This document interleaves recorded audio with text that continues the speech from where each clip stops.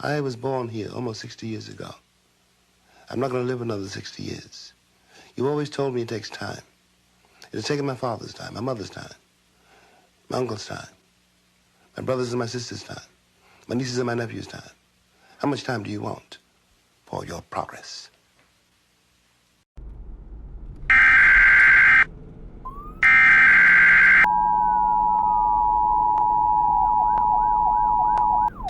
In one America, people rage for the freedom to get a haircut and a tattoo. The other is raging just to be seen and heard. The reason why One buildings America are says burning are they won't not wear a just mask for our brothers, because when they jog, it's uncomfortable, not necessary. They're It's an burning affront to their down liberty. because people here One in has renewed Minnesota fear that going are for a saying to people jog in New York, could get to you people killed. in California, Mounted to police people have in been coming Memphis, down the to street. You're going to people see them in the all frame across now, this nation. using Enough flashbangs is in front of them enough. and mounted police We are not to clear what has been responsible an for the entirely mental illness peaceful that has protest. been Not inflicted upon 98%, our people not by the 99%, American but 100% peaceful institutions protest. and those It's been one of the people hardest who are things that I've in ever positions of experienced power. in my life. I don't give a damn if they burn down Target. Because Target should be on the streets with us, calling for the justice that our people deserve. Where was AutoZone at the time when Philando Castile was shot in a car, which is what they actually represent? Where were they? So if you are not coming to the people's defense, then don't challenge us when young people and other people who are frustrated and instigated by the people you pay. You are paying instigators to be among our people out there throwing rocks, breaking windows, and burning down buildings. And so young people are responding to that. They are enraged. And there's an easy way to stop it. Arrest the cops. Charge the cops. Charge all the cops. Not just some of them. Not just here in Minneapolis. Charge them in every city across America where our people are being murdered. Charge them everywhere. That's the bottom line. Charge the cops. Do your job. Do what you say this country is supposed to be about, the land of the free for all. It has not been free for black people, and we are tired. Don't talk to us about looting. So if you want us to do better, then damn it, you do better. In the recent weeks of the year 2020, the American society has been shaken and put in a state of anger and hurt.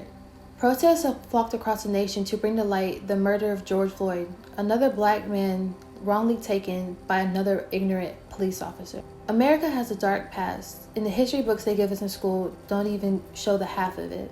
This film reflects the feelings and the thoughts of the people of my generation on racial inequality.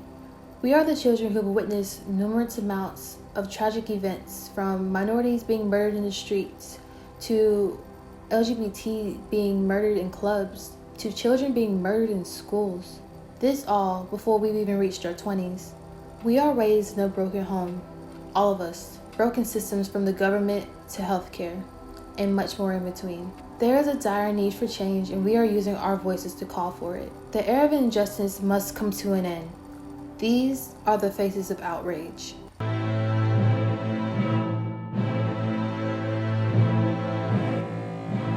If you've been keeping up with the news lately, then you've probably heard about the deaths of Breonna Taylor, Ahmaud Arbery, and George Floyd.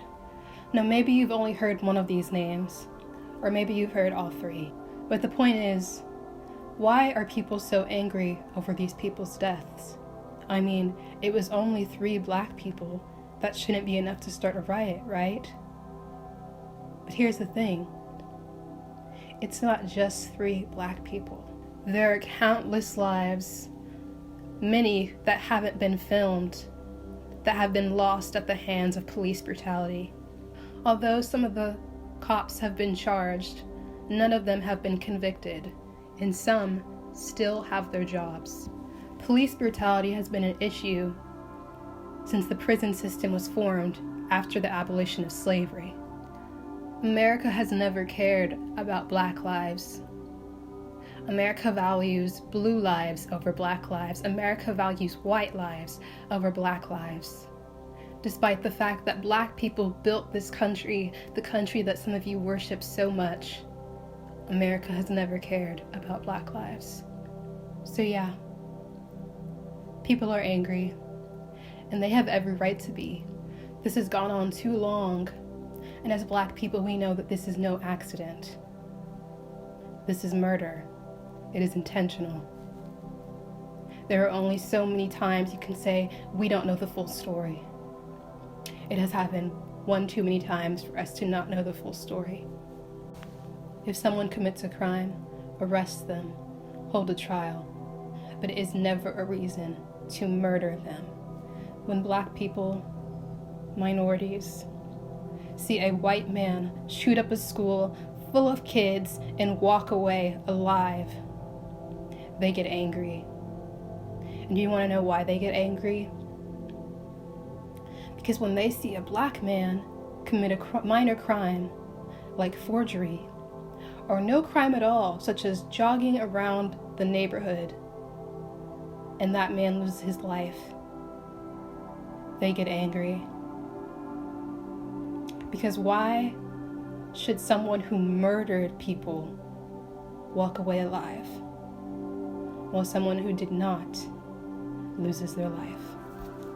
So yeah, Black people are angry. Black people have been complacent for so many years, and now they are finally fighting back. So let me ask you something. Why are you not angry? Because if you care about other people, you should be angry. You should be angry for your Black friends. And if you still don't understand why people are angry after watching this video, then I don't know what to tell you. I don't know how to tell you that you should be more angry over the murder of someone's life than the burning of a building. Buildings can be replaced. Merchandise can be replaced. Employees can find new jobs, but Black lives cannot be replaced. And they will not come back. Black Lives Matter. The Black Lives Matter movement started in 2013 in response to the unruly murder of Trayvon Martin. He was just walking down the street. He was no threat or harm to anybody in his community. There was no reason for him to be shot and killed. The mission of the Black Lives Matter movement is to eradicate white supremacy and to stop the systematic racism that we deal with today. It was also a call to action in response to the state-sanctioned violence and racism that Black people were subjected to. Also, it was done to help bring people who had a shared need for the justice of our Black people together. Of course, this is not the first case of police brutality, but it's the one that started the movement itself. Actually, in 1998, the American Public Health Association put out a policy statement for the disproportionate effect of police violence on Black people. It suggests policies that could help us reverse the trends that they saw, such as the unruly killing of Black people simply due to their look and their race as well. Although this was a policy statement put out by this association, there is no records that this was actually implemented, which I think accounts for the multiple unruly murder and killings and shootings of our Black men and women after 1998, including Trayvon Martin's case and George Floyd's case, which is the reason for this whole conversation. We have to acknowledge that structural racism is the reason that police have such a force on us today and are allowed to use such extensive force on us without any repercussions at all. And they can stop us with no probable cause at all, but can still take it as far as to shoot us just simply because they are frightened and they are afraid just by the color of our skin. I believe that a lot of the structural racism that is implemented in America just simply due to such thing as redlining and the Jim Crow laws in the past, I feel like they have a lingering effect on us today. And it just feels like through the years and years of all this discrimination, it just feels like our lives do not matter. Even if we're compliant, even if we're polite, we're saying sir, ma'am, they still feel the need to take our life just simply because they are scared. Imagine how scared we are. That's why I believe that anyone who responds to the Black Lives Matter movement with, oh, all lives matter. Of course we know that all lives matter. It's just simply that you can see through history that they feel like we are lesser than the other races. Even other people of color, they feel like we're the lesser of the group. And I just feel like that's not right. And I just feel like we have the right to call out to people and let them know that, hey, our lives matter too. If you know that all lives matter, us saying ours matter should not be a problem at all. Hey guys, my name's Renata and I'm a second-year student at the University of Georgia, currently studying history. Today I'm going to be talking about America's racist and murderous past, which isn't a happy theme to talk about, but it's very important when discussing what's going on today. And the theme that I'm going to be going with is the mistreatment of people of color in order to make white lives easier. So since the beginnings of America, people of color have been mistreated. We can start with the Native Americans who were already on this land when the English colonized it, and there was some disruption between the white people and Native Americans, and they eventually pushed them off their land in order for them to make lives for themselves in America. But at the same time that the Native Americans were being pushed off their land, slaves from Africa were being brought over to the Americas to work on plantations for white slave owners. And these slaves were being mistreated in ways that are so inhumane, like they were unable to learn how to read or write. And it's pretty obvious that the white slave owners didn't want the slaves learning how to communicate with each other in order to kind of revolt against their masters. Slave revolts did often happen, but usually the white slave owners would retaliate hard and then really make those slave codes pretty strict, and so they couldn't leave the plantation or communicate with other slaves. But this did get better with the 13th Amendment being passed in 1865 after the Civil War. This was a huge step in rights for African Americans, but the discrimination really did not stop there. So nearly 100 years ago, in June 1921, there was one of the biggest racially charged attacks in history, and it was on a affluent black neighborhood, also known as Black Wall Street, which was home to many businesses and also homes of African Americans. And it resulted because a black man named Dick Rowland was accused of raping a white woman, and the next night he was supposed to be lynched. And so a mob of both black and white supporters and non-supporters came, and there was a confrontation between a black armed man and a white man, which resulted in the white man being killed. And so the next morning there was looting and rioting, and many people in the Greenwood district were killed. And historians estimate almost like 300 people were killed, and nearly 10,000 people were homeless because of this. And this massacre really wasn't taught in textbooks to children in Oklahoma until 70 years later in the 90s, when it was finally being brought to attention. So the Latinx community has also been affected by America's racist past. During the Great Depression, nearly 2 million Americans of Mexican descent were deported to make room for white people searching for jobs. And historians estimate that about 60% of the people deported were actually born in the US. All the events that I've talked about today, it's pretty obvious that these are the results of white people really just caring about themselves and their livelihood and their needs. And I believe that this has to change, and we're doing it now.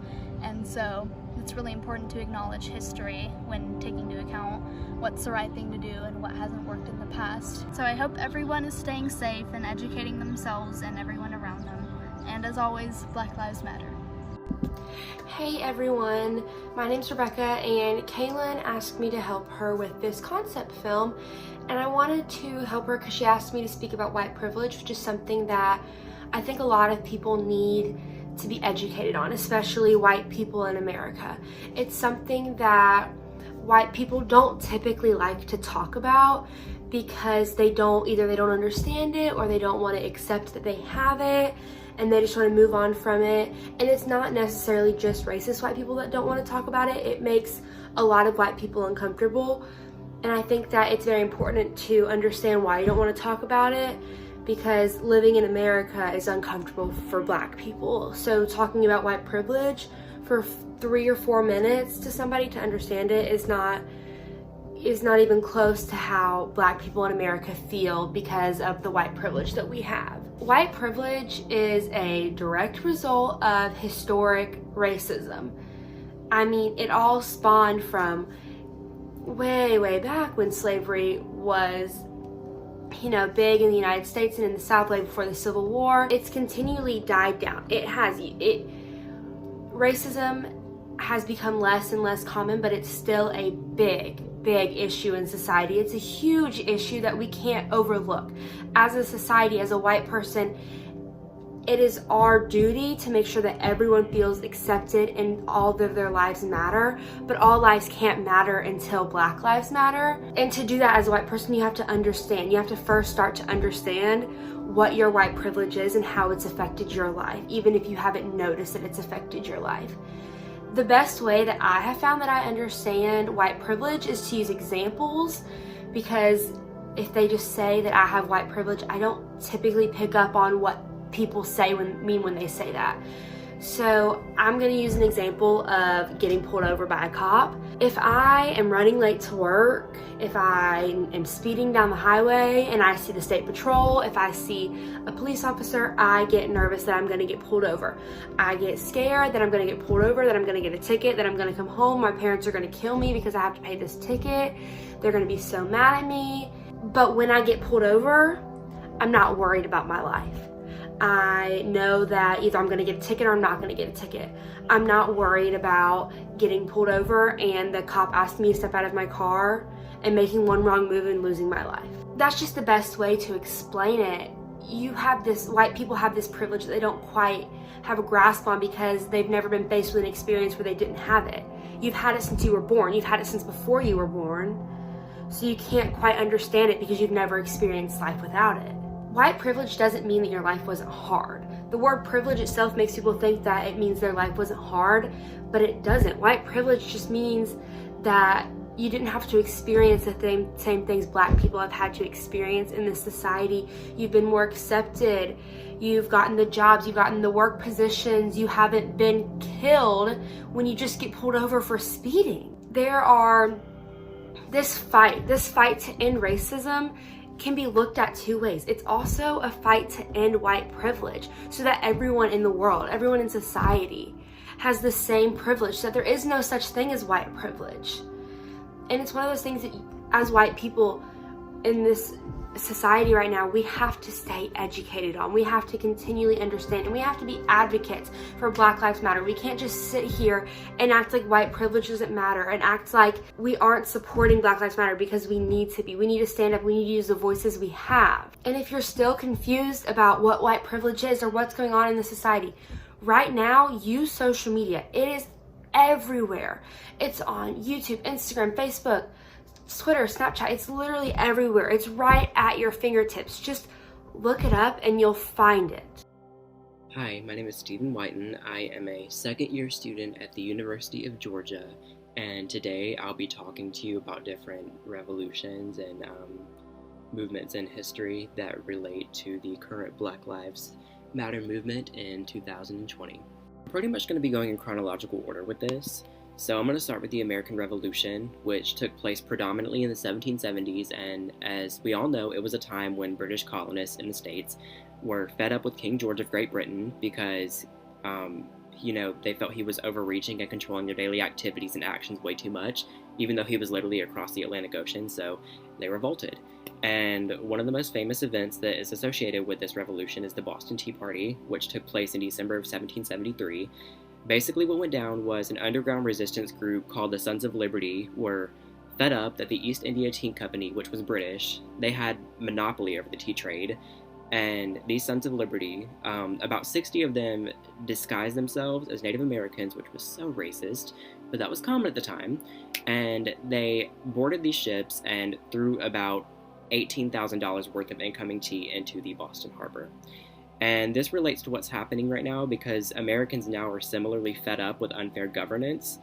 But what's happening now, here's the difference. What's happening now is not over something as simple as tea. It's literally over human lives and the loss of them and the death of many at the hands of the power holders. And we learned about the Revolution and Tea Party in school as something that was so important and so great and so revolutionary in history. and it was a moment where Americans stood up for their rights. But the same people who you hear echoing these sentiments, they want to remain silent or speak out against what's happening right now, even though, you know, I pointed out it's literally over human lives and not something as like stupid as tea, you know? Make that make sense? You really can't. Now we're going to go into the Haitian slave revolt. This took place from 1791 to 1804, so 13 long years, and it was to date the most successful slave revolt in nearly 2,000 years at the time, so very successful. Slaves throughout the French colony of Saint-Domingue, I might have butchered that, I'm so sorry, came together to destroy the island's plantation system and created what is now Haiti. So for background, slavery in the Caribbean and Americas during the Atlantic slave trade was extremely brutal, but especially in Saint-Domingue, because harvesting sugar was very difficult, and in addition to many diseases and so much violence induced by slave owners, slaves were expected to live for only about 3 years until they succumbed to all the environmental influences. It was that bad. So how does this relate to what's going on right now, and what can we take away from this? So, like I said, this was one of the first extremely successful Black revolts and gave hope to other slaves scattered about the New World. Nowadays, the Black Lives Matter movement is combating the unfair treatment and killing of African Americans by the people who are supposed to protect and serve. We know that African Americans cannot survive in a world where police brutality is rampant and tolerated. So, as the slave revolt proves, in some cases violence must be used to make change when peaceful protesting is shot down one too many times and just proves to not be enough. So the last part of this is the LA riots of 1992. So these were started over the police beating of Black motorist Rodney King in 1991 and the officer's acquittal the next year. Everybody was infuriated about this. The riots lasted 5 days in the spring of '92 and ended with over 50 lives lost and over 2,000 people injured. Over 1,000 buildings in the LA area were destroyed, and the estimated cost of damages was about $1 billion, and about 12,000 people were arrested during those 5 days. The 2020 riots have reasonably already gone on for a longer period of time due to the fact that it is definitely more of a nationwide eye-opening experience, actually international. Like, everybody's eyes are being opened about what is really going on with police brutality in the US, and it's so needed and it's so necessary.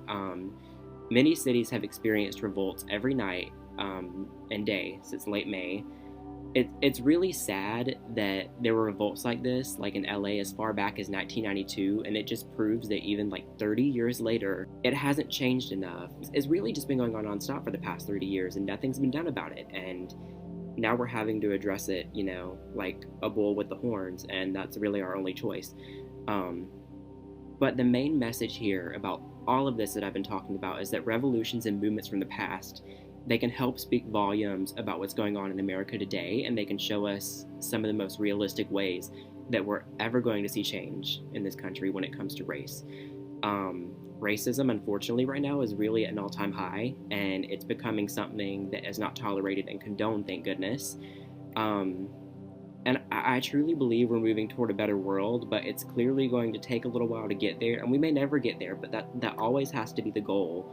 You know, the best case scenario, we always have to set that goal. Really, all I have to say is, as always, educate yourself, learn from this, grow from this, keep doing everything you can to fight for this movement, and always do the right thing that you know is the right thing in your heart. Black Lives Matter, and peace be with you all. Since May 28th of this year, people have begun rioting, looting, and protesting ever since the murders of George Floyd, Breonna Taylor, and Ahmaud Arbery. Since the 28th of May this year, people have been looting, rioting, and protesting since the murder of George Floyd went viral. Now you may be thinking, okay, that's a fair point. They did protest peacefully, but what is rioting and looting going to do? Well, before we get into that, let's talk about what a riot is and a rebellion is, because yes, there is a difference. A riot is a crowd of people who behave violently in a public place, while a rebellion is an act of violence against authority. So therefore, because people are fighting against the corrupt police system, it's rebellion. But wait, people are also behaving violently in public. You're right. It's a rebellion that has become a riot. So now that we've got that out of the way, what does rioting do? Well, for one, the cop who was charged with George Floyd's murder wasn't charged until people started to riot. But the main reason people are rioting and looting is because it affects the company's money. Now sure, big companies like Target are insured, so they're not losing any money. However, they're also not gaining any money. And if they don't gain any money, they can't afford to stay in business. So now you're thinking, what about those small stores? And what did Target do? It's not like Target killed a person. And you're right, Target didn't kill a person. And those small stores don't deserve it. But that is unfortunately how a riot works. Sometimes everyone has to suffer for justice to be served. And for big companies like Target, it's not a matter of doing something bad or whether it's that company's fault. It's more so about teaching people to value Black lives. Because at the end of the day, buildings can be rebuilt. Merchandise can be replaced. Employees can find new jobs, but lives cannot be replaced. They will not come back. Black lives will not come back. Now I know burning buildings will not bring all those Black lives back to life. I know that. We all know that. But burning buildings does force the local state government to pay attention. Yes, it takes away jobs, but if you stop thinking about that, if you stop thinking about the looting, if you stop thinking about the burning building, I promise you, there's a bigger picture. We don't want you to focus on the fires and the looting. We want you to focus on the principle behind it, because Black lives matter. And Black lives are in danger. And Black lives cannot come back. They cannot be replaced. All those other things you're upset about, they can come back. Black lives will not. To non-Black people who have remained quiet about the death of George Floyd and many other African American people, you guys are a part of the problem. Many of you may think, wow, I'm so mad, or I'm outraged what's happening, I'm not racist. But you guys remaining quiet, you are a part of the problem. There's a quote that reads, if you're not speaking out, you're complicit in the system of oppression. So your silence is literally killing us. It is harming us day by day without you even realizing it. So what you guys need to do is you guys need to learn how to speak out. Now, I know you guys may feel uncomfortable about speaking out, but being Black in America is uncomfortable every single day of our lives. But you guys don't have to experience that because you have a certain privilege that we do not have. So what you guys can do as non-Black people is you can learn how to take accountability for yourself and other people within your race. I know it may be hard to have that conversation within yourself and your community, but it must be done in order to help the Black people who are oppressed in America. Hi everyone, my name is Jessica Jimenez, and I'm going to be talking to you guys about the hatred and bigotry that has been going on in today's society. I would like to start out by telling you guys to close your eyes and think about a word to describe today's society. When I asked myself this question, I immediately thought of the word broken. I asked myself, why is our society so broken? And then I realized that our society is broken because of all the hatred that is circling around us. A human is not born with hatred in their heart. They do not come out with the womb hating somebody else. You don't come out the womb hating Black people. You don't come out the womb hating Hispanics, Asians, white people. You don't come out the womb hating. You come out the womb pure and innocent. That pure and innocence is broken, and you start to hate due to your surroundings, your family members, your friends, your parents, social media, and school as well. But social media is the big outlet for hatred. There's so much hatred spread around in social media, believe it or not. I have some sources where they describe why hatred is what it is, why people decide to hate on a different group, a different race. And according to A.J. Marson, people have hatred for another person, another group of individuals because they fear difference. They fear people who are different from them. Believe it or not, people in today's society fear Black people because of the color of their skin. And that is not right at all. Black people have been murdered, oppressed, abused for over 400 years. Nothing has changed. Yes, we all have equality, and yes, we all have freedoms, but to Black lives, it's not really given to them. They are still fighting for equality. They're still fighting for freedom.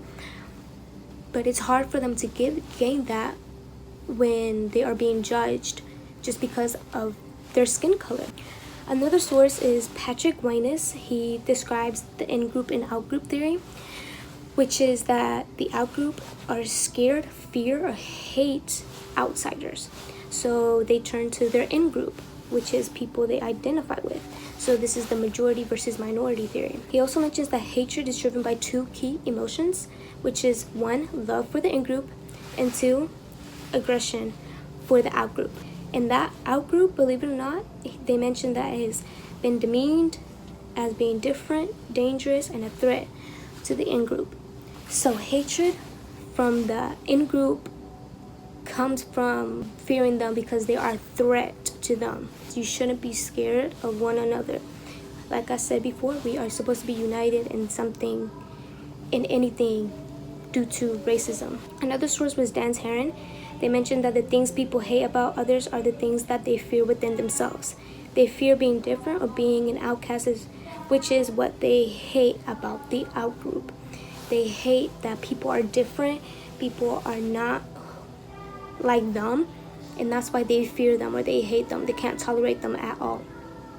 And again, that is outrageous. Another example that I like to use is for you to close your eyes. And when I want you guys to think about when you hear other people talk. Do you hear color? No. Do you see color? No. So why are you hating on another race, another group, because of the color of their skin? There is no need for you guys to be hating on one another because they are darker than you or not the typical majority person. And again, that is not okay. One of the most horrendous things about this country is not only do we have a corrupt government, but we are also faced with a criminal justice system that is absolutely immoral. We are faced with issues such as mass incarceration, unjust laws, and racial discrimination, which was intentionally established. It is not something that can be fixed overnight. Why?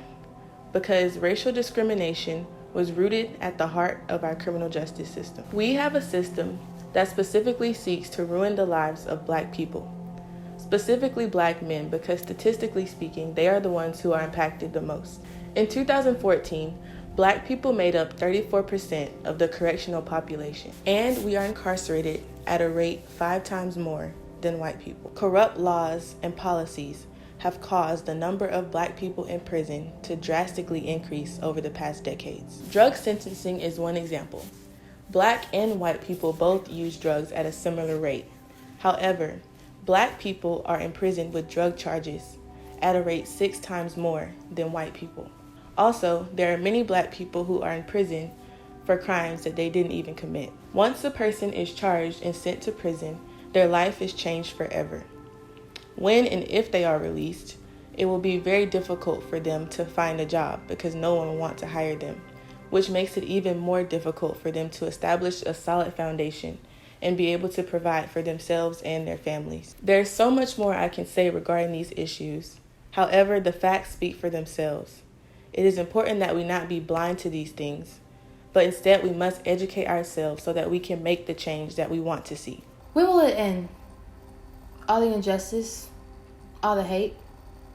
Unfortunately, it won't be tomorrow. So why is it so difficult to gain equality?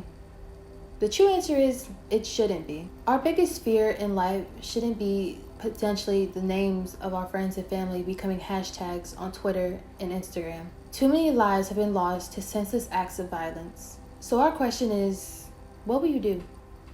Government officials, political figures, public figures, the American people, what will you do to address the ongoing social problem? Change starts from within, and our country needs to be rebuilt. Future generations deserve better. We deserve better. Malcolm X said you can't separate peace from freedom because no one can be at peace if he or she doesn't have their freedom. So if you want peace, give our people their freedom. Let's get to that point. We don't need to look at that. And I've looked at that phenomenon. Or why don't you leave? They don't tell anyone else to do that. They don't tell Jews, just forget about that Holocaust. Don't speak about it anymore. It's just useless and it's ridiculous. Don't, you know, just why even? They don't do that. They don't, you certainly aren't going to tell Asian people to do that. Why do they tell us to do it? And I'll tell you my assessment of why that is. Because when we pull back the covers on us, we pull back the covers on other folks. So we rewrite European history as well. We rewrite our perceptions of those founding fathers and our perception of our inherent humanity, our willingness to embrace and our inclusivity, as it were. Somehow it throws a rock into that glass house, and you begin to realize that things weren't as they were written.